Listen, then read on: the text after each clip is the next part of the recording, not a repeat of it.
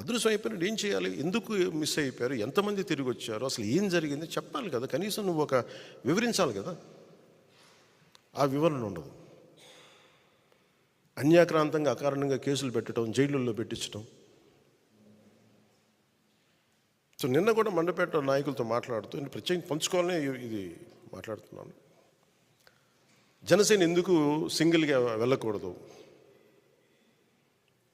మనం ఎంతసేపు బలాన్ని ఇచ్చేవాళ్ళం అవుతున్నాం కానీ బలం తీసుకునే వాళ్ళం అవ్వట్లేదు. మనం అంటే మన ఇన్ని స్థానాలు తీసుకోవాలి, 53 స్థానాలు తీసుకోవాలి, 70 స్థానాలు తీసుకోవాలి అంటే ఇవన్నీ తెలియని వ్యక్తిని కాదు నేను.